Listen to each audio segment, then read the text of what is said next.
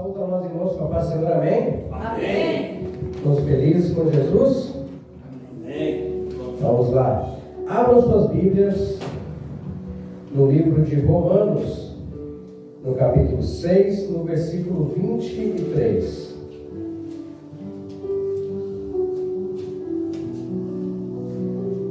É um versículo super, mega conhecido.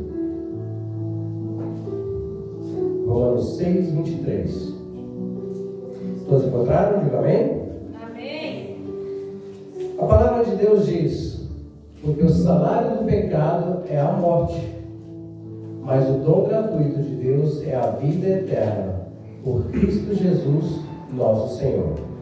Amém? Podeis assentar.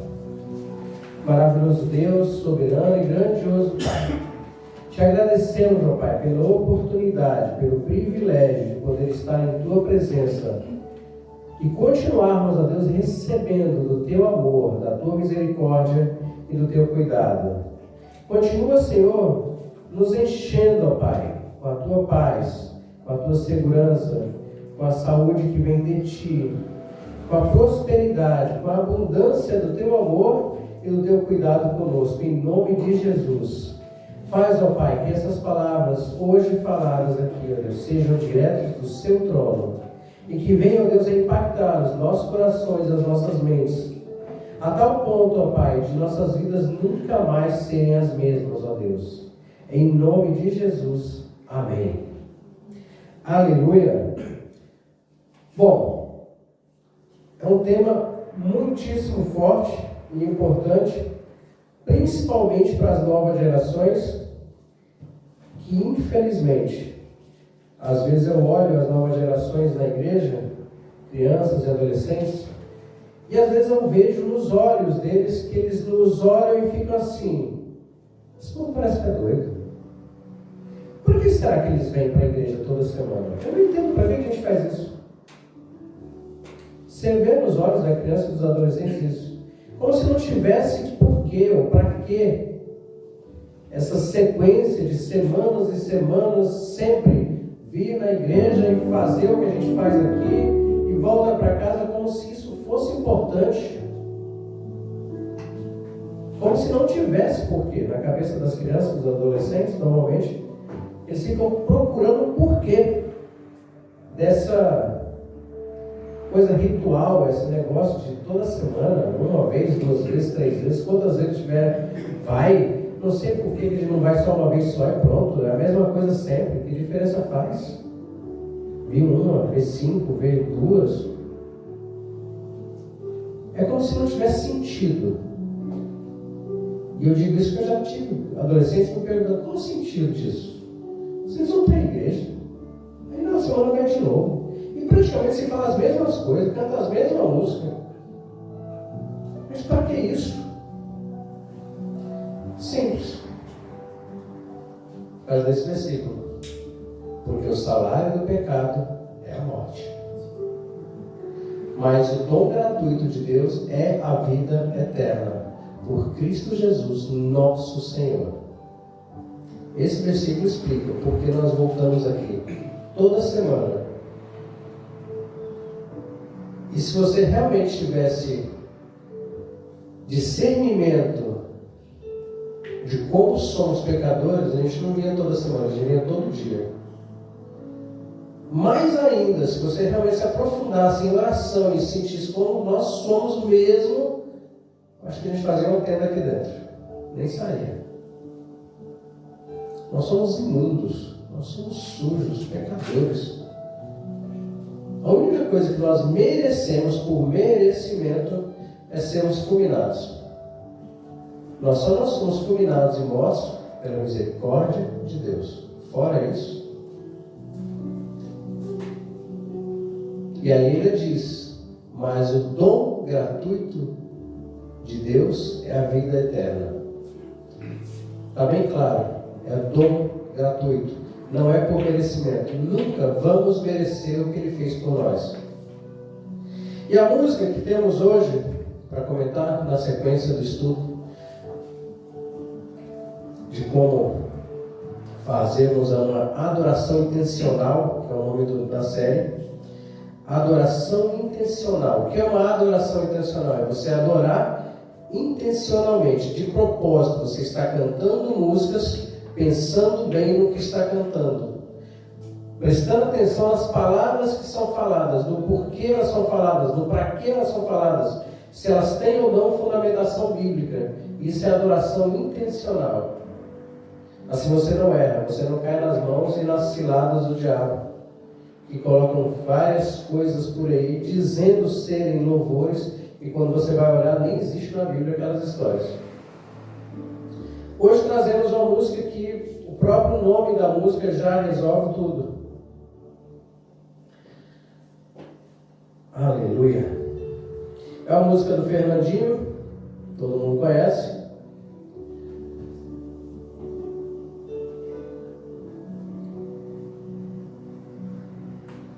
Que fala sobre o sangue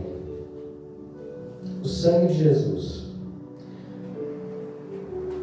Mas antes de falar do sangue, que muita gente inclusive não gosta de falar do sangue, durante a Páscoa desse ano, houve nos Estados Unidos uma igreja que nem nas postagens, nem nos cultos, não se falou de crucificação, não se falou de sangue, não se falou de nenhum dos sofrimentos de Cristo.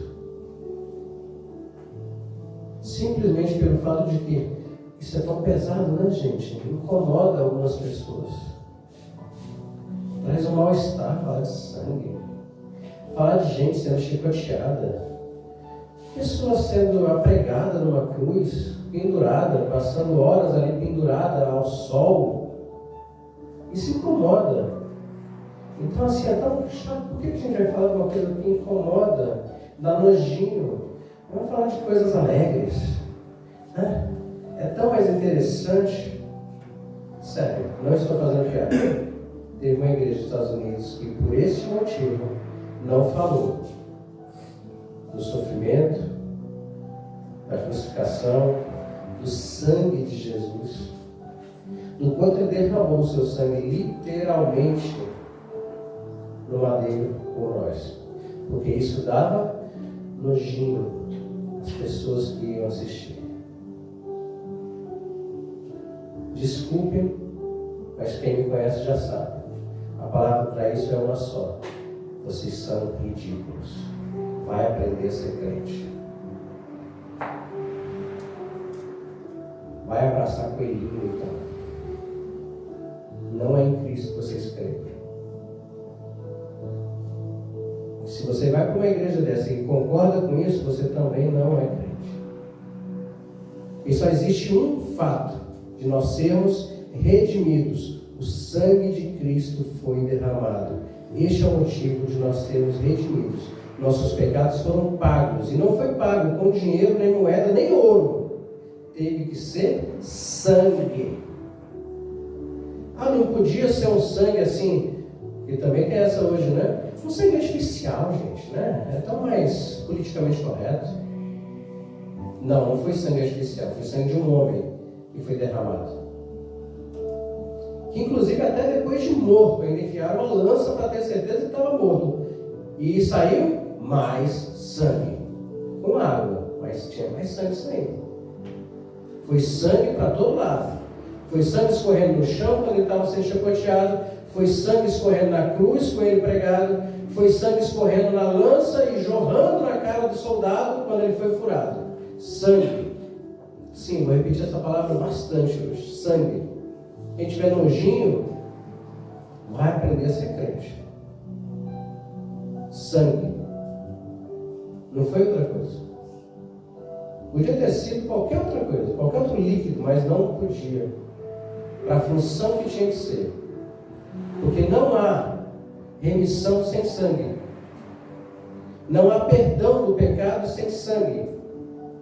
Porque o salário do pecado é a morte. Alguém tem que morrer. Não vale só ficar desmaiado, não, pastor? Não, tem que morrer. A pena é de morte, é pena capital. Tem que morrer. Tem que ter sangue. Senão não tem função. Durante centenas de anos, milhares de anos, o sangue era derramado de ovelhas, bodes, carneiros, galinha, pássaros, tudo era oferecido e era derramado sangue em holocausto a Deus. Mas era sangue. Não eram as penas, não era carne, não era gordura que pagava o pecado. O que pagava o pecado era sangue. Então não tem como eu aliviar aqui e falar para você, não, o cheirinho da gordura queimando, que é o cheiro suave que subia aos céus, já pagava o pecado. Não, eu não posso dizer isso, é mentira. O que pagava o pecado era o sangue. A carne e a gordura queimando era oferta pacífica, era oferta de gratidão. O que pagava o pecado era sangue. Eu podia inventar qualquer distorção bíblica, como muitos fazem por aí.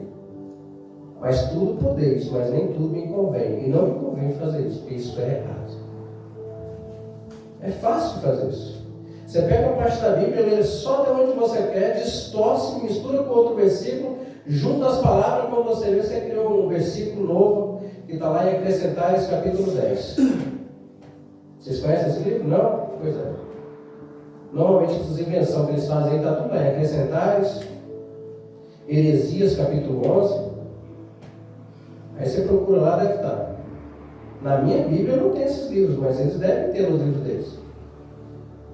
O que é ridículo. A pessoa dizer que é cristão e para ele a Bíblia, na sua completude, na sua perfeição, ainda não servir, não ser o bastante para pregar. Tem que inventar um versículo novo. Então sim, é sangue. A música começa falando: teu sangue leva-me além, a todas as alturas, onde ouço a tua voz, fala de tua justiça pela minha vida. Jesus, este é o teu sangue. Abram lá em Hebreus capítulo 9.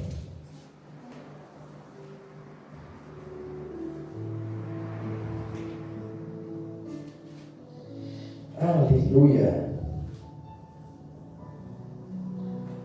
Aos que nos assistem pela primeira vez, você está assistindo a PGCN, Power the Grace Church Foundation. Hoje é um dia de estudo, então é um estudo temático e estamos estudando a adoração intencional, como adorar de forma proposital, intencional. E hoje o estudo é justamente sobre uma música do Fernandinho que fala sobre o sangue de Jesus. Quem quiser anotar, lembre-se sempre das quintas-feiras ter papel e caneta à mão. Hebreus, no capítulo 9, no versículo 1, começa dizendo assim: ora, a primeira aliança tinha ordenanças de culto sagrado e também um santuário terrestre. Então, sim, era uma coisa física, não era só espiritual. Foi feito um santuário, lá primeiro no tabernáculo e depois no templo. Tinha um santuário. No versículo 2 diz que foi preparado um tabernáculo. Na parte da frente estava o candelabro, a mesa e os pães da proposição. A esse se chamava o santo lugar. Então tinha uma primeira parte. Você entrava no primeiro pano, você chegava nessa primeira parte.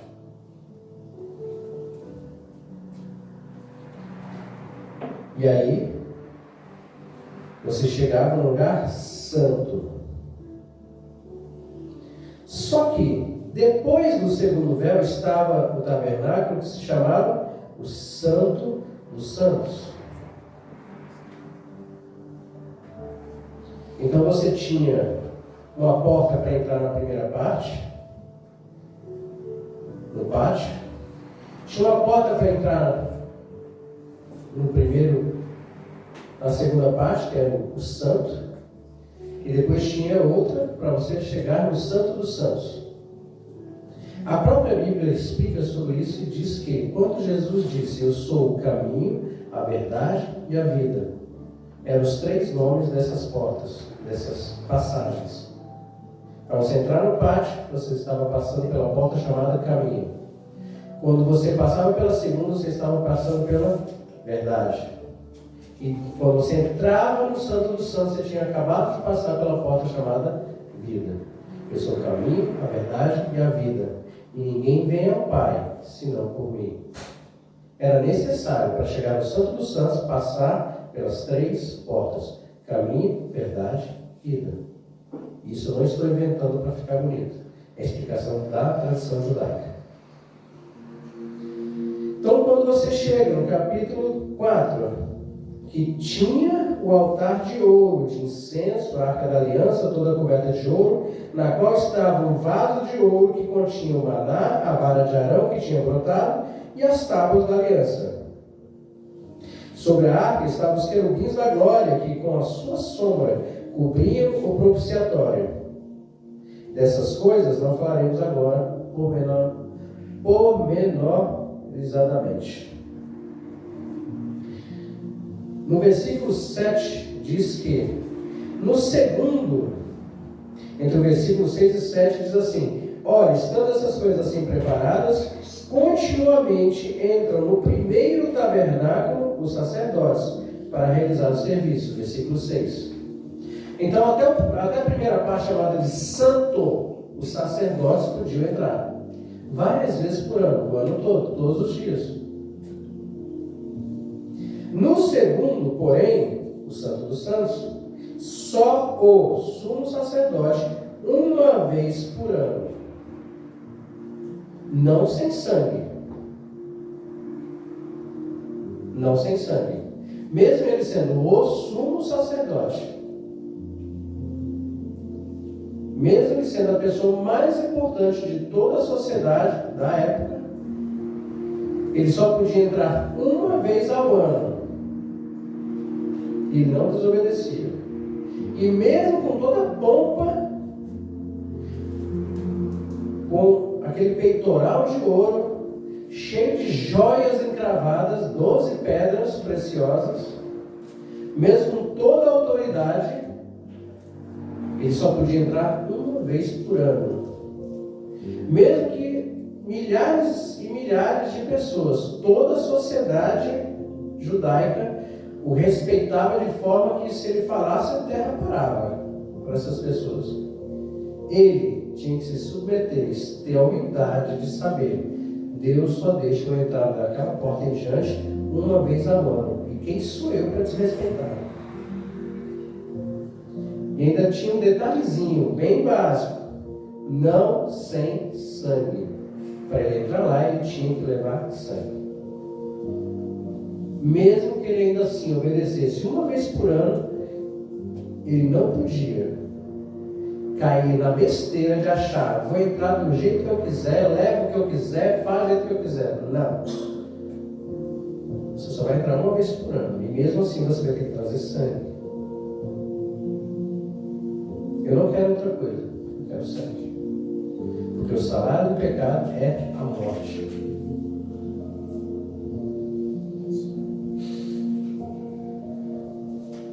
E aí a pergunta que muitos às vezes fazem e não entendem é: por que tem que ser sangue? Por que o salário do pecado é a morte? Inventaram isso depois de um tempo? Não, lá em Gênesis. Se tiver dúvida, volta lá em Gênesis. E veja quando Deus deu a ordem para Adão, para ele não comer da fruta. Ele disse o quê? Se comer, certamente morrerás.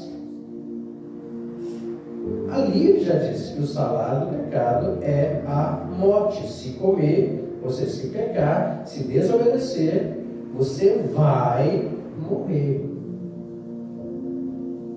E ele não pode voltar atrás. Ele não pode relativizar, que é o que se faz hoje, a 100 por 1.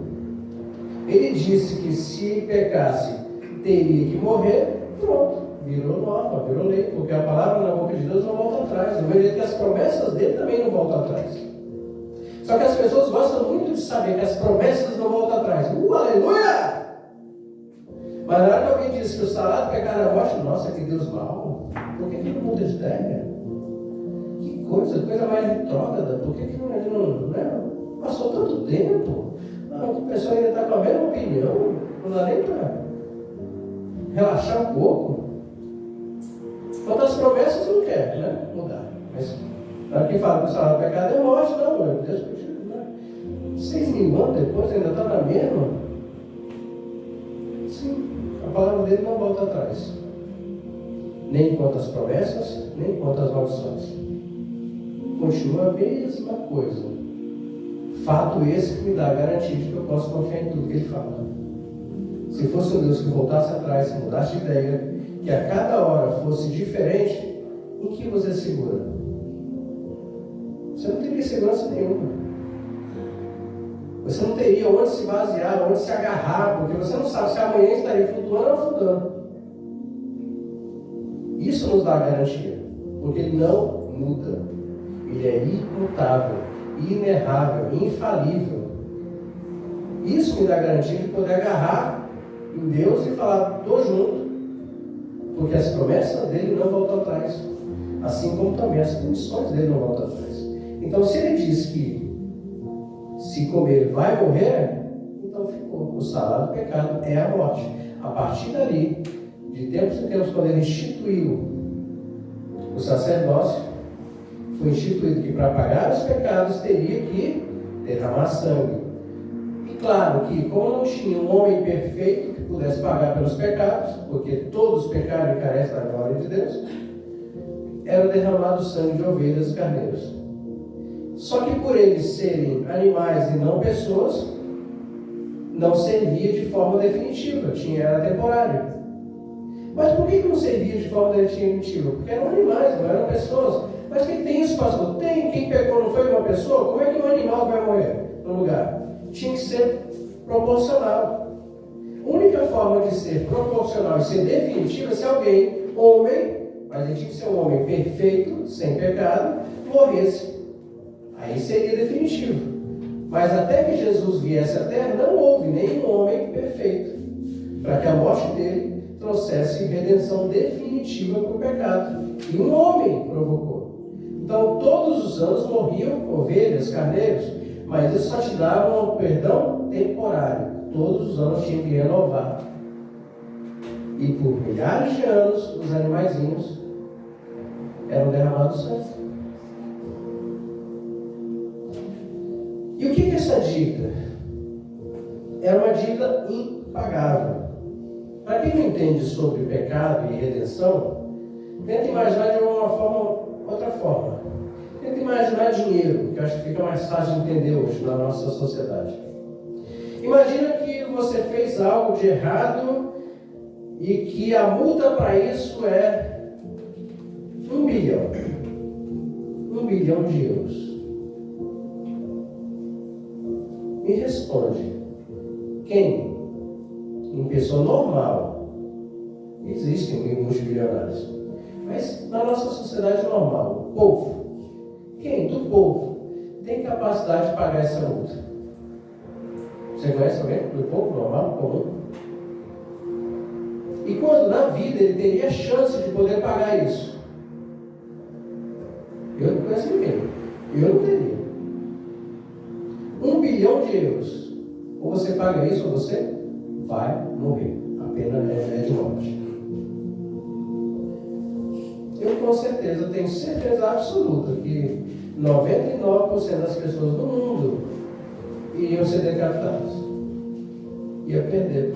Não tem como. A gente não consegue, como pessoas comuns, como conseguir pagar isso. Então é uma dívida impagável. A dívida do pecado é uma dívida impagável. Nós não conseguimos pagar por causa dos critérios dela. Para pagar o pecado tem que ser um homem, porque foi o homem que pecou.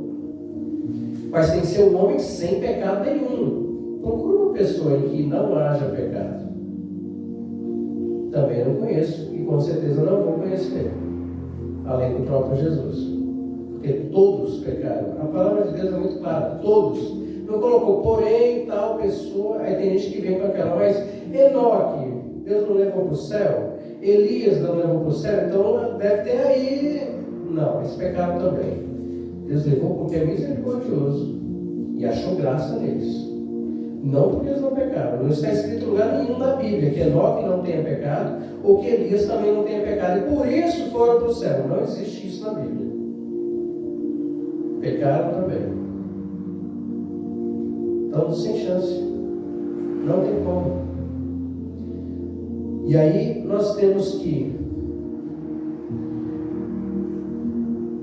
seguir os critérios. E o critério é sangue. Só que aí, lá no versículo 9, diz assim: esta é uma parábola para o tempo restante, presente, em que se oferecem tantos dons como sacrifícios, que quanto à consciência não podem aperfeiçoar aquele que presta culto. Não passam de ordenanças de comida, bebidas e várias cerimônias de purificação impostas até a época da reforma. Então ele fala com muita clareza que só eram coisas temporárias, que não seria mais necessário até a época da reforma, quando isso fosse resolvido. E quando que isso foi resolvido? Quando vem Jesus Cristo, no versículo 11, em que diz assim: Cristo, porém, tendo vindo como sumo sacerdote dos bens já realizados, por meio de um maior e mais perfeito tabernáculo, não feito por mãos, isto é, não desta criação, e não por meio de sangue de bodes e de bezerros, mas pelo próprio sangue, entrou no Santo dos Santos, uma vez por todas, havendo obtido uma eterna redenção.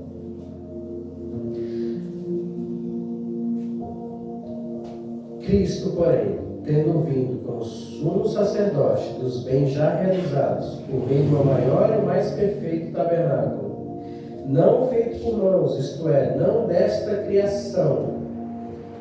Não desta criação. A maioria das pessoas passa direto e não presta atenção nessa partezinha do versículo.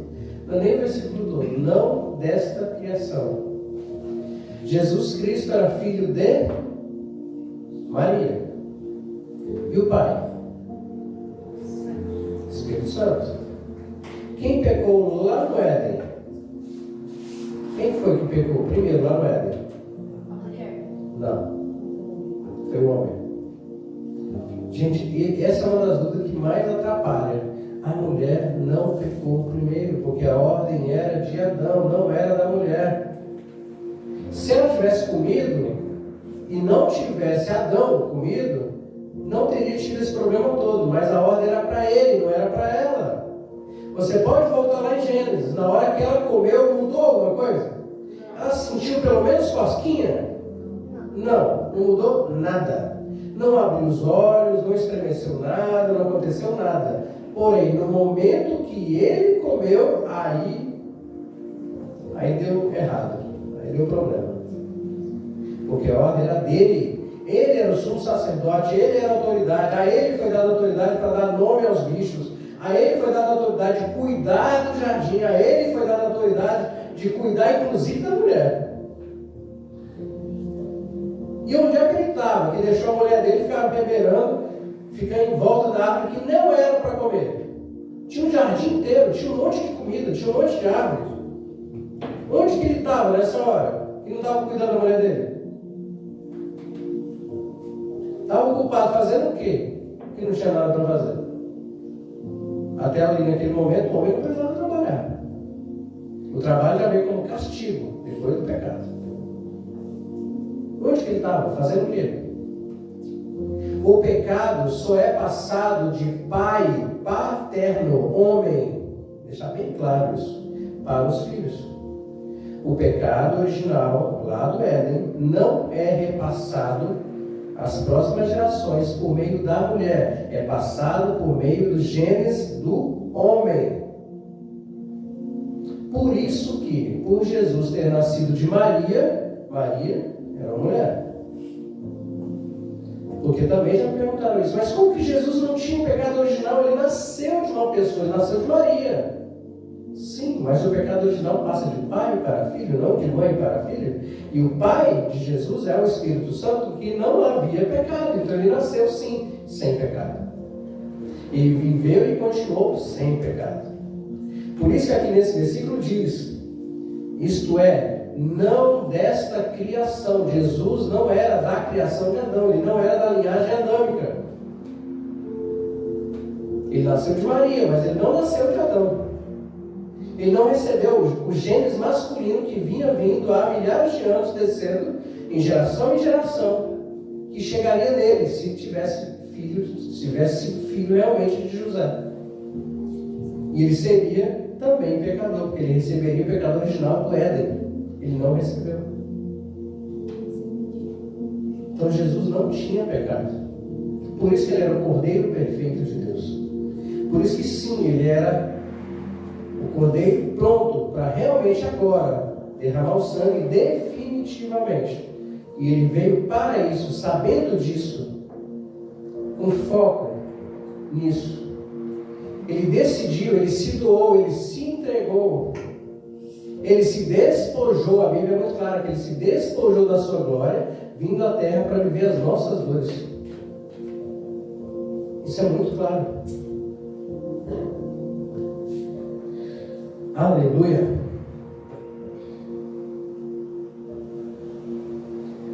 O próximo estrofe da música diz assim: que nos lava dos pecados, que nos traz restauração. Nada além do sangue. Nada além do sangue de Jesus. Quando a música repete e enfatiza essa frase, nada além do sangue, ela está sendo muito clara e muito bíblica, porque nada além do sangue de Jesus tinha esse poder de resolver um problema que vinha há milênios. Nada além do sangue de Jesus. Qualquer outra coisa, qualquer outra pessoa, podia ser o que fosse, nada resolveria. Nada além do sangue. Então essa música é um tipo de música que, se você encontrar alguém na rua, ou na família, ou até na igreja mesmo, que tiver dúvidas de como uma pessoa é redimida, por que nós fomos redimidos por Jesus, manda ouvir essa música. Várias vezes foi necessário. Nada além do sangue. Tinha que ser o sangue. E tinha que ser o sangue de quem? De Jesus. Não podia ser de outro. Não podia. Que nos faz brancos como a neve, aceitos como amigos de Deus. Nada além do sangue. Nada além do sangue de Jesus. Desde lá de Isaías, nós vemos que fala sobre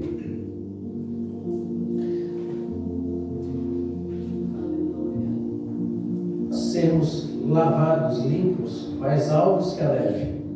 Isso não foi invenção das novas gerações, nem da harpa cristã. Está escrito na Bíblia. Está escrito também nos Salmos. Então tem várias partes que cita sermos mais alvos que a neve, sermos limpados, lavados. Então não é invenção das novas gerações para algumas pessoas que, infelizmente, se perderam pelo caminho, e nós devemos orar para que eles voltem, ter a petulância de dizer que a Bíblia, de alguma forma, é preconceituosa, que fala que nós temos que ser brancos como a neve. Isso é ridículo. Até uma criança sabe que isso aqui é uma metáfora que fala sobre sermos limpos, tiradas as manchas, tiradas a sujeira. Até uma criança consegue explicar isso. E as pessoas hoje ficaram tão tapadas que conseguem falar uma asneira desse tamanho e ainda acham que tem que ser ouvido pelo mundo. É triste isso. A gente tem que orar muito por uma pessoa dessa que ela está perdida ao extremo.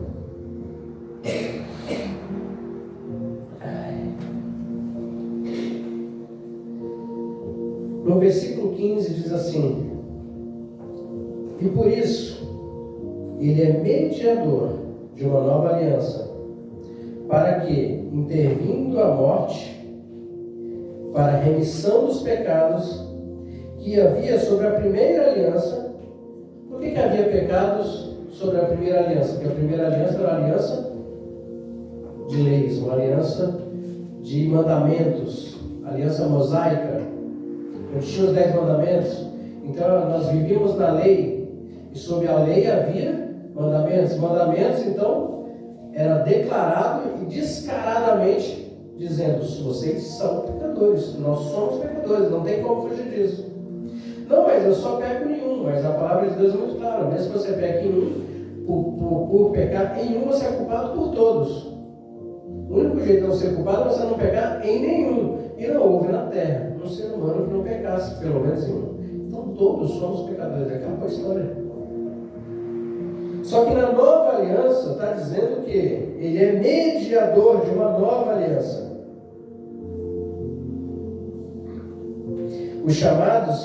Para que os chamados recebam a promessa da herança eterna. E por que ele é mediador? Porque a Bíblia é muito clara.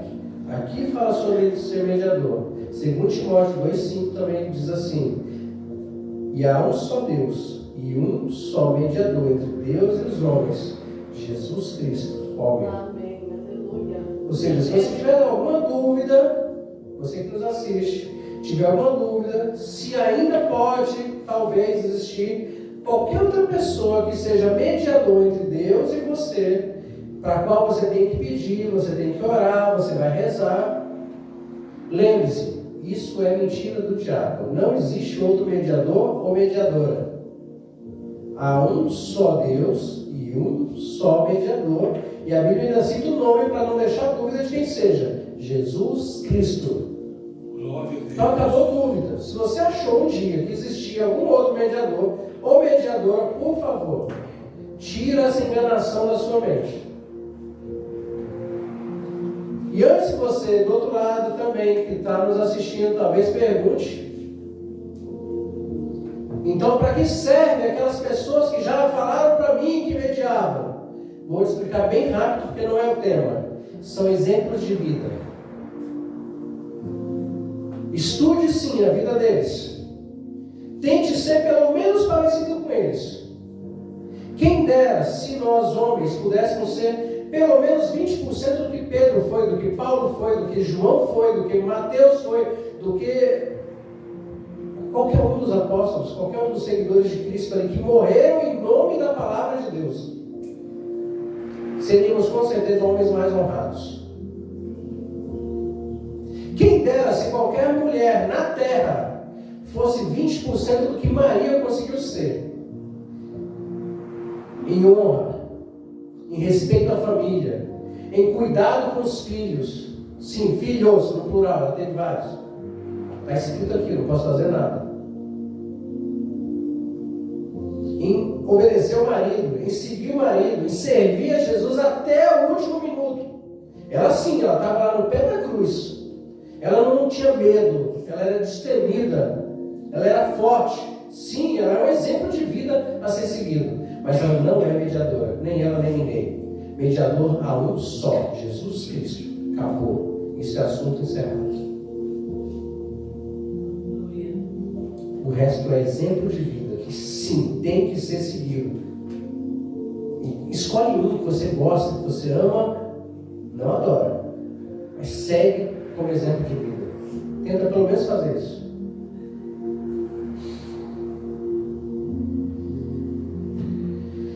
Aleluia. No versículo 22, diz assim, versículo 22 do capítulo 9 de Hebreus, diz assim: quase todas as coisas, segundo a lei, se purificam com sangue. E sem derramamento de sangue, não há remissão. Ao contrário do que muitos dizem, Jesus não veio abolir a lei, ele veio para cumpri-la. E cumpriu. Porque a lei diz que tinha que derramar sangue para pagar pelos pecados. Como não havia ninguém capacitado para derramar o sangue para pagar definitivamente por todos os pecados, ele mesmo veio e derramou o dele próprio. Ele mesmo se entregou, ele não foi assassinado, como alguns dizem. Ele se entregou por vontade própria, por amor a a nós, por amor a mim e por amor a você. Ele não foi morto pelos judeus. Ele não foi morto pelos romanos. Ele não foi morto por nenhuma sociedade, não. Ele se entregou. O próprio Pôncio Pilatos disse para ele: fala alguma coisa, você sabe que eu tenho poder, eu podia te libertar, podia fazer alguma coisa. Jesus simplesmente respondeu para ele: você só tem o poder que foi dado por Deus. Se eu por acaso fizesse essa assunto, eu já não estava. Ele falou para Pedro: Pedro, guarda essa espada. Se fosse para mim me defender, você acha que eu não tinha chamado aqui legiões de anjos aqui? Eu estou me entregando, deixa fluir. Está dentro do planejamento, está tudo certo. Não se preocupa não, eu sei o que eu estou fazendo. Quando você tiver alguma dúvida, olha para Deus e lembra que Ele está respondendo para você lá de cima. Eu sei o que eu estou fazendo, só obedece.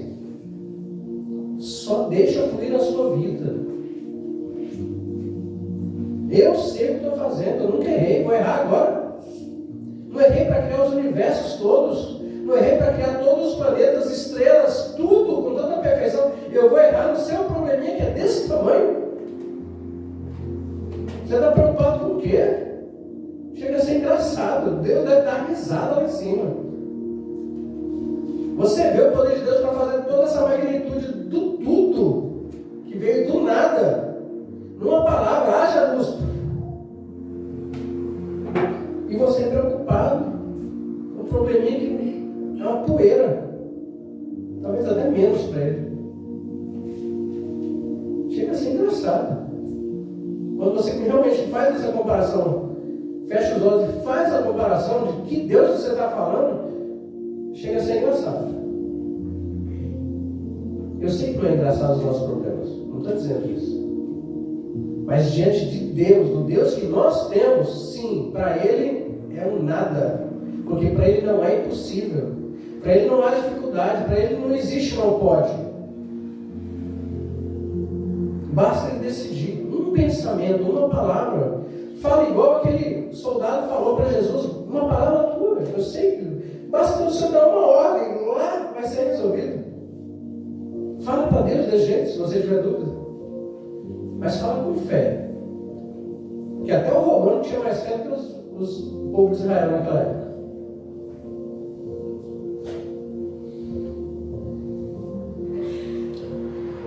No versículo 13 diz assim: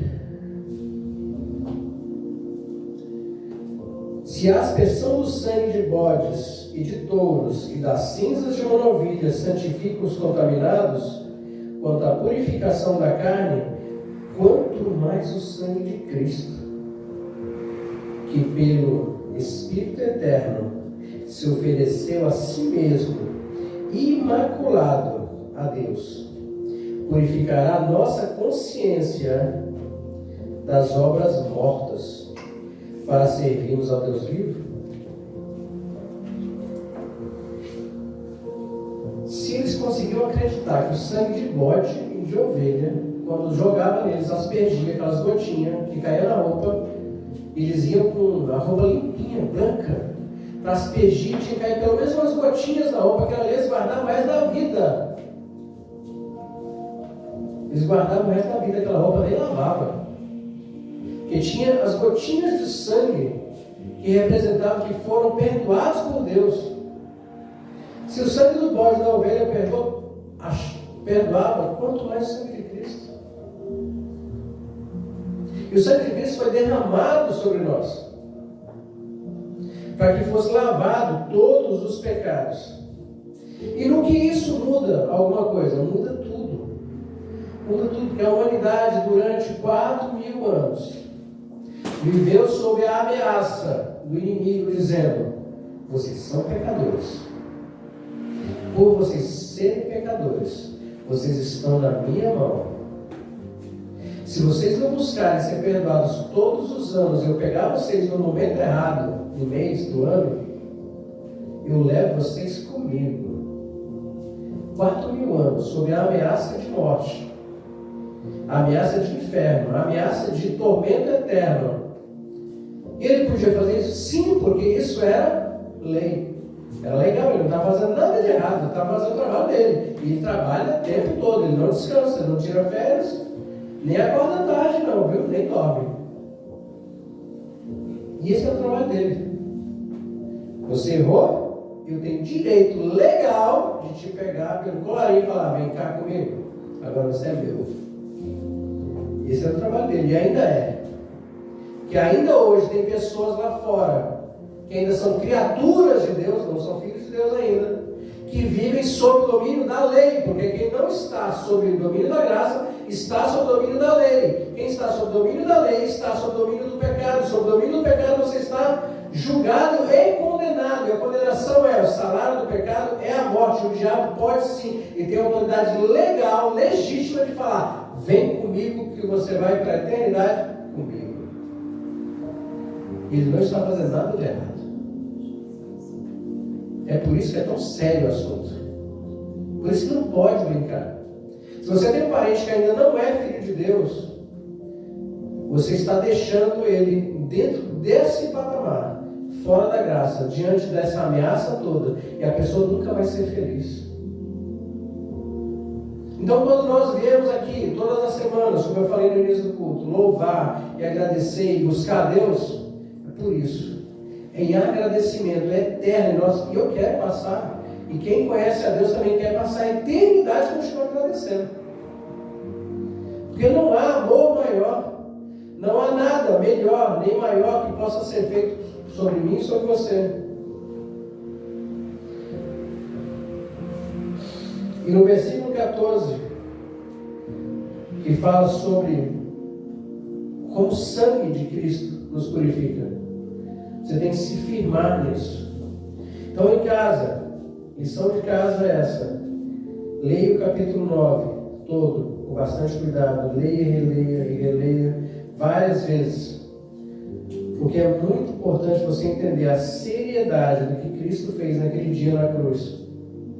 Porque se você não entender isso, vai parecer inútil tanto o sofrimento, tantas chicotadas, prego, coroa de espinho, tudo isso. Era uma cena? Era para chamar atenção? Não, não era. Ele tinha um plano, e o plano foi concretizado, e o plano foi feito. E no final, a última palavra dele foi tetelestai. Está tudo consumado, está tudo pago. Não existe mais dívida, não há mais condenação sobre você e sobre mim. Então, se alegre com Deus. Busque a Deus em agradecimento todos os dias, porque não há mais condenação sobre nós. Por quê? Porque o sangue de Jesus foi derramado sobre nós. E nada além do sangue pode nos trazer essa alegria.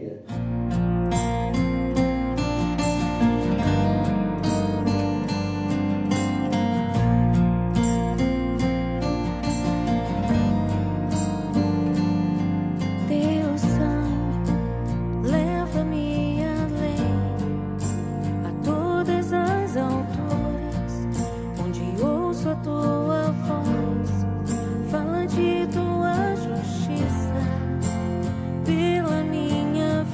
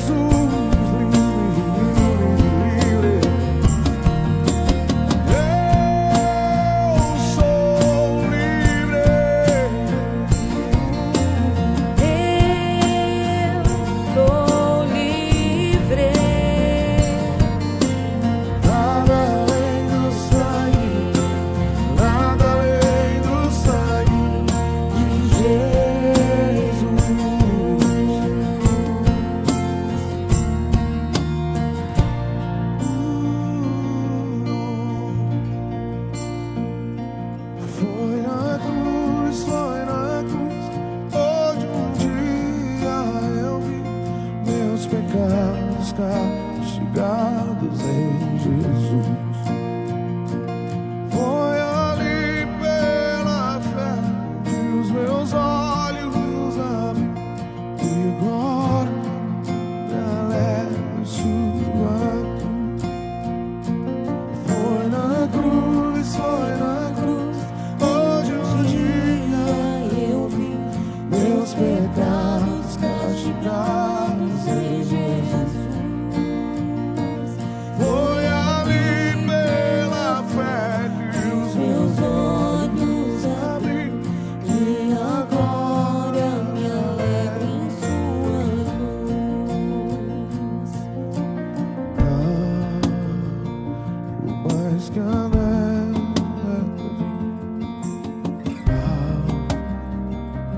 mais que a neve, sim, deixe sangue lavado, mais alvo que a neve serei.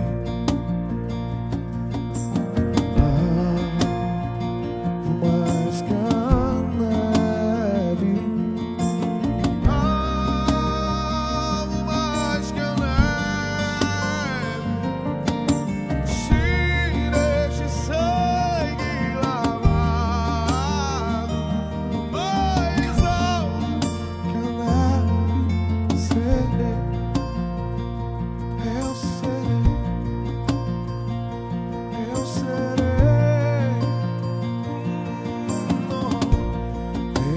Então minha alma canta a ti, Senhor. Grandioso és tu,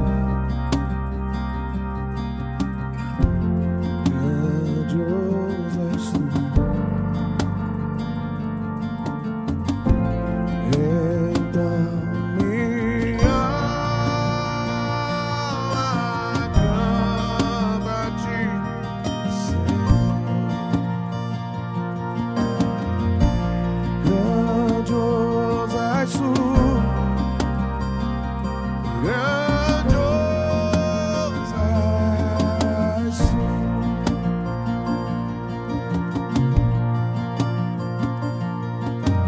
Que nos lava dos pecados, que nos traz restauração.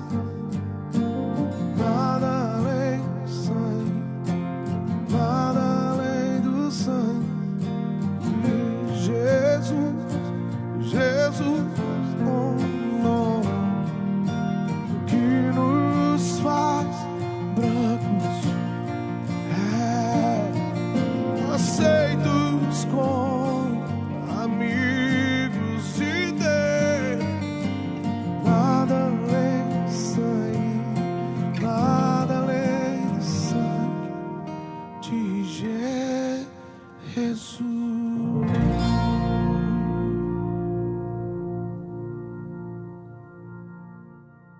Eu amo pregar, mas não há nenhum momento mais sublime do que quando nós nos entregamos em adoração a Deus, em que você entra no universo do trono de Deus, fica frente a frente com o Pai, você sente o abraço, o amor dele e sabe que ele está ali cuidando de você e só te dizendo: só por mais um pouco, só mais um pouco, continue me adorando, continue me buscando, aguenta só mais um pouco, em breve eu vou voltar, em breve eu voltarei. E nós ficamos aqui dizendo: Maranata, vem Senhor Jesus. Queremos te louvar em espírito e em verdade diante da tua face, diante do teu trono, dizendo: Santo, Santo, Santo, é o Senhor dos senhores, o Rei dos reis. Te amamos, Pai. Louve a Deus com a sua boca, louve a Deus com o seu coração, louve a Deus com o seu pensamento, com a sua mente, louve a Deus com todo o seu corpo, louve a Deus com a sua vida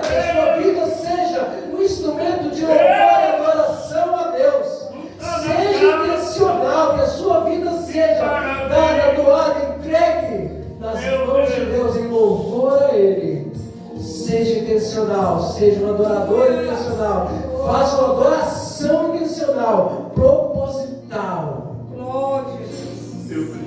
E sua vida nunca mais será a mesma. Porque você tem um Deus que não há outro igual. Você tem um Deus que não vai voltar atrás da sua palavra em nada do que diz, em nenhuma das suas promessas.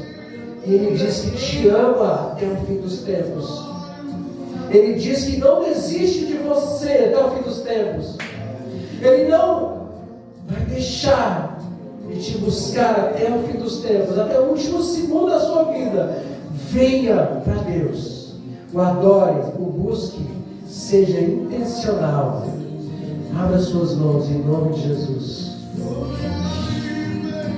O amor de Deus e a graça do nosso Senhor Jesus Cristo e as doces e infinitas consolações do Espírito Santo sejam derramadas sobre todos nós, desde agora e para todos sempre. Amém. Amém.